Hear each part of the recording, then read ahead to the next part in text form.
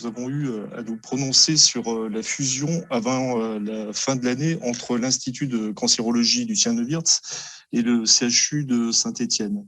À cette occasion et devant cette assemblée, nous avions émis des réserves, pour ne pas dire des craintes, sur un calendrier qui imposait une fusion à marche forcée sur un délai particulièrement court, à savoir 1 an.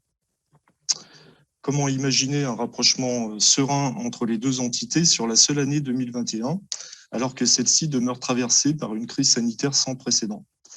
Nous vous incitions à ne pas rajouter de la précipitation dans un processus délicat où le bouleversement des habitudes de travail ne pouvait générer en cette période qu'inquiétude et tension au sein du personnel de l'ICLN.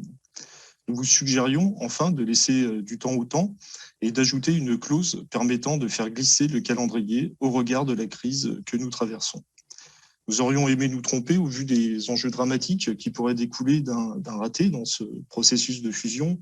Malheureusement, le 2 septembre dernier, l'édition du Progrès venait confirmer nos craintes. Ce ne sont pas moins de 5 démissions d'oncologues à plein temps au 1er janvier 2022 qui ont été annoncées, auxquelles s'ajouteront 3 démissions d'ici la fin de l'année qui viendront fragiliser un secteur médical des plus sensibles. Il ne restera ainsi que 6 praticiens sur les 14 exerçant actuellement.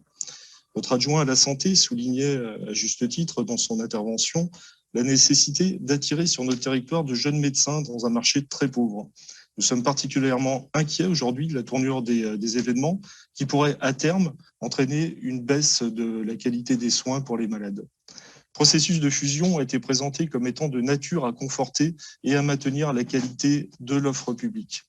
Nous ne pouvons que constater aujourd'hui qu'il n'en est rien et que ces démissions profiteront in fine au secteur privé.